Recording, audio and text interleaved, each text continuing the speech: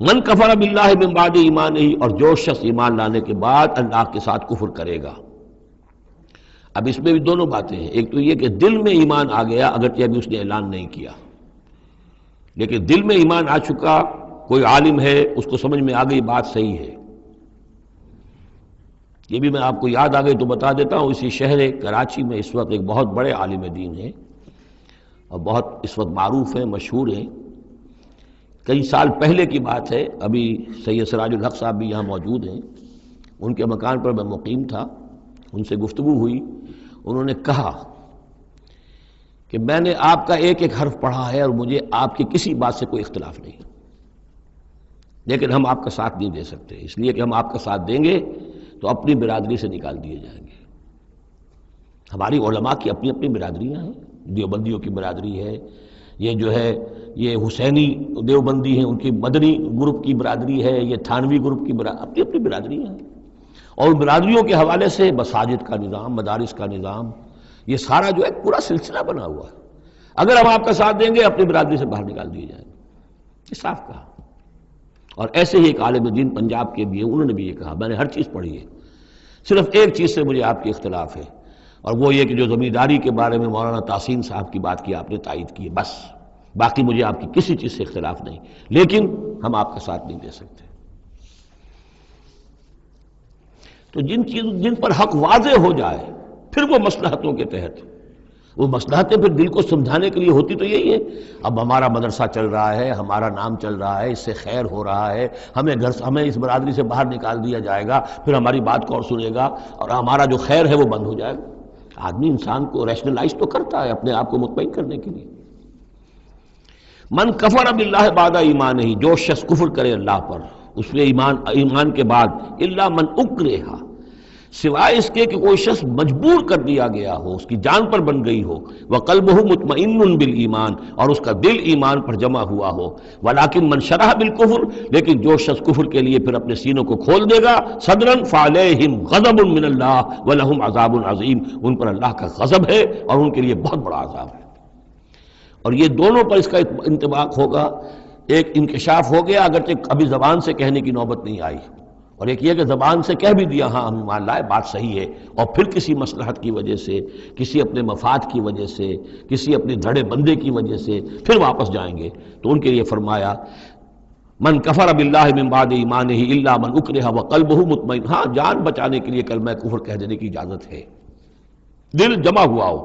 وقلبہ مطمئن بالایمان، ایمان پر دل جمع ہوا، ٹھکا ہوا، صرف جان بچانے کے لیے رخصت ہے کہ کلمہ کفر کہہ کے جان بچا لو۔ ولیکن من شرح بالکفر صدرا، لیکن جن کا سینہ پھر کھل جائے کفر کے لیے اثر نو، وہ اپنے اسی پیشہ ورانہ ضرورتوں کے تحت، فعلیہم غضب من اللہ ولہم عذاب عظیم، ان پر تو غضب ہے اللہ کا اور ان کے لیے بہت بڑا عذاب ہے۔ ذالک بانہم مستحب الحیات الدنیا علی الاخرہ، یہ اس لیے کہ انہوں نے دنیا کی زندگی کو محبوب رکھا، ترجیح دی آخرت کے مقابلے میں، وان اللہ لا یہدی القوم الکافرین، اور اللہ تعالیٰ ایسے کافروں کو ہدایت نہیں دیتا۔ اولئک الذین طبع اللہ علی قلوبہم، یہ وہ لوگ ہیں جن کے دلوں پر اللہ نے مہر کر دی ہے، وسمعہم، اور ان کے کانوں پر، وابصارہم، اور ان کی آنکھوں پر، واولئک هم الغافلون، اب یہ لوگ بالکل غافل ہیں، حقیقت سے ان کا اب کوئی تعلق نہیں۔ لا جرم انہم فی الآخرۃ هم الخاسرون، اب اس میں کوئی شک نہیں، منطقی طور پر اب نتیجہ یہی ہے کہ آخرت میں یہی خسارے والے ہوں گے۔ ثم ان ربک للذین ہاجروا، ہجرت کا ذکر پہلے بھی آیا تھا اب پھر آیا ہے، پھر آپ کا رب ان کے حق میں کہ جنہوں نے ہجرت کی من بعد ما فتنوا، جبکہ انہیں تکلیفیں پہنچائی گئیں، جبکہ انہیں فتنوں میں ڈالا گیا، جبکہ انہیں پرسیکیوٹ کیا گیا، تو اس وقت انہوں نے اگر ہجرت کی، ثم جاہدوا، پھر انہوں نے جہاد بھی کیا، وصبروا، اور صبر کیا، ان ربک من بعدھا لغفور رحیم، تو ان کی ان تمام جو بھی سرفروشیاں اور جو جانثاریاں ہیں ان کے طفیل اللہ تعالیٰ جو ہے ان کے حق میں غفور اور رحیم ہے۔ یوم تاتی کل نفس تجادل عن نفسہا، جس دن کے یعنی قیامت کے دن ہر جان آئے گی اپنی طرف سے مدافعت کرتے ہوئے، ظاہر بات ہے کہ ہر جان چاہے گی کہ میری جان چھوٹے، مجھے بچایا جائے، جہنم سے بچایا جائے، جو بھی عذر پیش کر سکتی ہو وہ پیش کرے گی۔ وتوفی کل نفس ما عملت، لیکن پورا دے دیا جائے گا ہر جان کو جو بھی کچھ اس نے کمایا ہوگا، وہم لا یظلمون، اور اس پر کوئی ظلم نہیں کیا جائے گا۔ وضرب اللہ مثلا قریۃ کانت آمنۃ مطمئنۃ یاتیہا رزقہا رغدا من کل مکان، اور اللہ تعالیٰ نے مثال بیان کی ہے ایک بستی کی، کانت آمنۃ مطمئنۃ، وہ بڑے امن میں تھی اور مطمئن تھی، سکون، امن، جب امن کا گہوارہ، یاتیہا رزقہا رغدا من کل مکان، آتا تھا اس کے پاس رزق، اس کا ہر طرف سے، چاروں طرف سے رزق چلا آتا تھا، رغد، با فراغت، فکفرت بانعم اللہ، تو اس نے اللہ تعالیٰ کی نعمتوں کی ناشکری کی، کفران نعمت کیا، فاذاقہ اللہ لباس الجوع والخوف، تو اللہ تعالیٰ نے اس کو پھر پہنا دیا، اڑھا دیا لباس بھوک کا اور خوف کا، بما کانوا یصنعون، ان کے کرتوتوں کے باعث۔ اس کے بارے میں مختلف آراء ہیں، ایک تو یہ کہ ایک عام تمثیل ہے، ایک یہ کہ اس سے مراد جو ہے سبا کی قوم، جس کا ذکر ہم پڑھیں گے آگے چل کر سورہ سبا کے اندر، اس کا تذکرہ ہے۔ ایک رائے یہ کہ یہ مکے کا ذکر ہو رہا ہے، کہ حضور کی آمد کے بعد، جیسا کہ قاعدہ کلیہ ہم سورہ انعام میں، سورہ اعراف میں پڑھ چکے ہیں، رسول کی بعثت کے بعد اللہ تعالیٰ کی طرف سے لوگوں کے اوپر چھوٹے عذاب آتے تھے، آخری عذاب سے پہلے تو قحط کا عذاب پڑا تھا، اور عرب میں، اس میں مکے میں بہت ہی اجناس کی کمی ہو گئی تھی، بہت وہاں پر تنگی تھی، تو اس کی طرف اشارہ ہو رہا ہے کہ یہ شہر جو ہے مکہ بڑا آرام سے تھا، امن میں تھا، امن کا تو گہوارہ ہے ہی ہمیشہ سے، مطمئن تھا، اور رزق چلا آتا تھا، ہر طرف سے لوگ آ رہے ہیں، قافلے آ رہے ہیں، حاجی آ رہے ہیں، عمرے کے لیے لوگ آ رہے ہیں، چیزیں لے کر آ رہے ہیں، جانور جو ہیں وہ قربان ہو رہے ہیں، ظاہر بات ہے وہ قربان ہونے والے جانوروں کا گوشت کہاں جاتا تھا، یہ اہل مکہ ہیں، یہ اس کو کھاتے تھے، تو یہ ساری رزق ان کے پاس فراوانی چلا آتا تھا، لیکن اس شہر کے لوگوں نے پھر اللہ کی نعمت کا، انعامات کا انکار کیا اور کفران نعمت کیا، تو اللہ نے انہیں خوف اور بھوک کا لباس پہنا دیا ان کے کرتوتوں کے سوائے بس۔ اسی آیت کے حوالے سے میں نے یہاں کراچی میں تقریریں کی تھی، کافی پرانی بات ہے، جب کراچی میں جو حالت ہو گئی تھی، کہاں یہ عروس البلاد کراچی، پھر یہاں کی فراوانی، ہر طرح کا، پورے پاکستان میں جو پھل بہترین ہوتا ہے وہ یہاں آپ کو ملتا ہے، یہاں سستی چیزیں ملتی ہیں، یہاں جابز ہیں، کام ہے، لیکن پھر یہ ایک زمانہ جو کراچی پر گزرا ہے، خدا نہ کرے پھر دوبارہ آ جائے، حالات پھر جو ہیں وہ بگڑتے نظر آ رہے ہیں، لیکن یہ ہے کہ اللہ نہ کرے کہ وہ صورت ہو جائے، لیکن ایک دور تو ایسا آ گیا تھا کہ اذاقہ اللہ لباس الجوع والخوف، بھوک اور خوف، کاروبار ٹھپ، اور بد امنی، ڈاکے، کڈنیپنگز، قتل و غارت، وہ جو حال اس کراچی کا ہو گیا تھا اس کو ذرا یاد کیجئے، بالکل وہ نقشہ ہے یہ۔ ضرب اللہ مثلا قریۃ کانت آمنۃ مطمئنۃ یاتیہا رزقہا رغدا من کل مکان فکفرت بانعم اللہ فاذاقہا اللہ لباس الجوع والخوف بما کانوا یصنعون۔ تو یہ ایک عام تمثیل بھی ہو سکتی ہے، جیسے کہ کراچی کی اس وقت کی صورتحال پر منطبق ہو گئی، لیکن یہ کہ تفسیر کے حوالے سے، اور جسے تعویل خاص ہم کہتے ہیں، اس میں یہ یقیناً اشارہ ہے مکے ہی کی طرف۔ وَلَقَدْ جَاءَهُمْ رَسُولٌ مِّنْهُمْ فَكَذَّبُوهُ، ان کے پاس ان کے رسول آئے، انہوں نے جھٹلا دیا ان کو، فَأَخَذَهُمُ الْعَذَابُ وَهُمْ ظَالِمُونَ، تو عذاب نے انہیں آ پکڑا اور وہ ظالم تھے، گناہگار تھے۔ فَكُلُوا مِمَّا رَزَقَكُمُ اللَّهُ حَلَالًا طَيِّبًا، تو اے مسلمانوں کھایا کرو جو بھی اللہ نے تمہیں رزق دیا ہے، اس میں سے جو حلال ہے اور جو پاک ہے کھایا کرو۔ وَاشْكُرُوا نعمت اللہ، پھر نعمت کے لفظ کو نوٹ کیجئے، یہ جو نعمت کے ذریعے سے، اللہ کی نعمتوں کے حوالے سے یہ صورت جو ہے ان کا تذکرہ، مختلف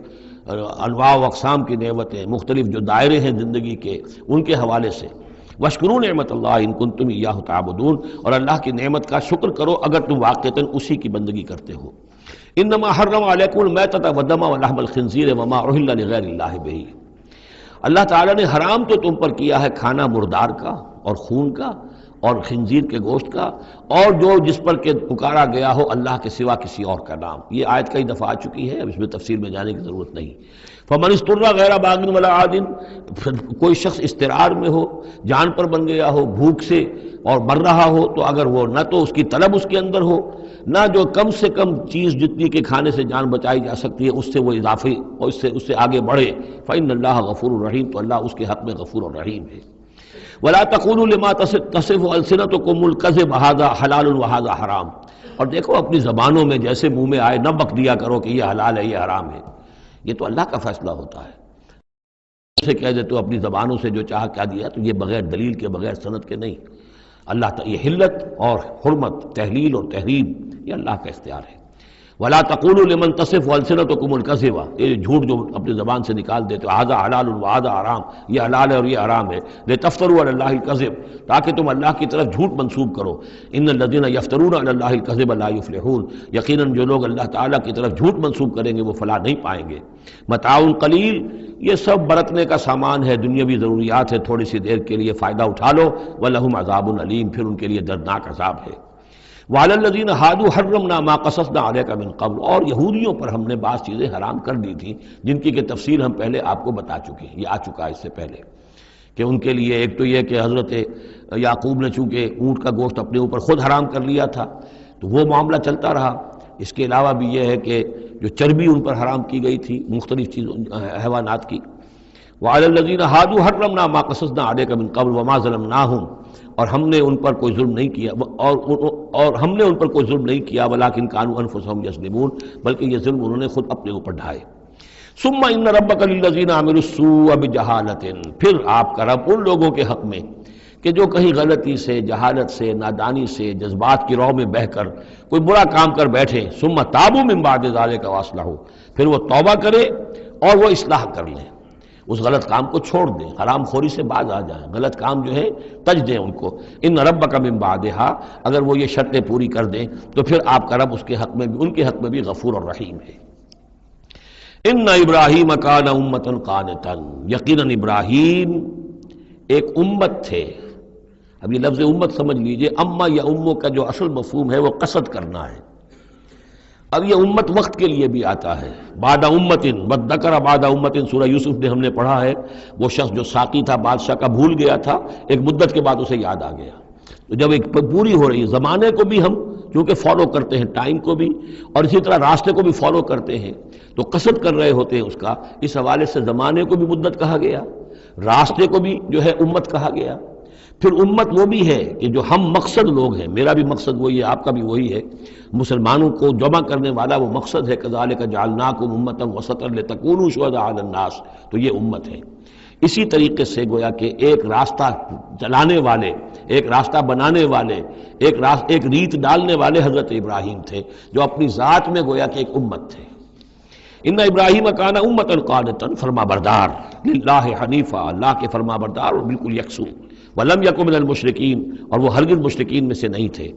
شاکرا لانعمہ، وہ شکر گزار تھے اللہ تعالیٰ کی نعمتوں کے، اجتباہ، اللہ نے انہیں پسند کر لیا تھا، وہداہ، اور ہدایت دی تھی، الی صراط مستقیم، سیدھی راہ کی طرف، وآتیناہ فی الدنیا حسنہ، اور اسے دنیا میں بھی بھلائی اور خوبی عطا کی، وانہ فی الآخرۃ لمن الصالحین، اور یقیناً آخرت میں بھی وہ ہمارے نیک بندوں میں ہیں۔ ثم اوحینا الیک، پھر ہم نے وحی کی آپ کی طرف اے محمد صلی اللہ علیہ وسلم، ان اتبع ملت ابراہیم حنیفا، کہ پیروی کیجئے ملت ابراہیم کی یکسو ہو کر، وما کان من المشرکین، اور وہ ہرگز مشرکین میں سے نہ تھے۔ انما جعل السبت علی الذین اختلفوا فیہ، یقیناً یہ ہفتے کا دن ان لوگوں کے لیے معین کیا گیا جنہوں نے اس میں اختلاف ڈالا۔ اصل میں بنی اسرائیل کے لیے بھی دن جو تھا مقرر وہ جمعہ ہی کا دن تھا، لیکن انہوں نے اپنی شرارت کی وجہ سے ناقدری کی، جمعے کو چھوڑا اور ہفتے کا دن اختیار کیا، تو اللہ نے پھر وہی ان کے لیے مقرر کر دیا۔ وَإِنَّ رَبَّكَ لَيَحْكُمُ بَيْنَهُمْ يَوْمَ الْقِيَامَةِ فِي مَا كَانُوا فِيهِ يَخْتَلِفُونَ، اور یقیناً آپ کا رب ان کے مابین فیصلہ کرے گا قیامت کے دن ان تمام چیزوں میں جن میں وہ اختلاف کرتے رہے تھے۔ ادع إِلَىٰ سَبِيلِ رَبِّكَ بِالْحِكْمَةِ وَالْمَوْعِظَةِ الْحَسَنَةِ وَجَادِلْهُم بِالَّتِي هِيَ أَحْسَنُ،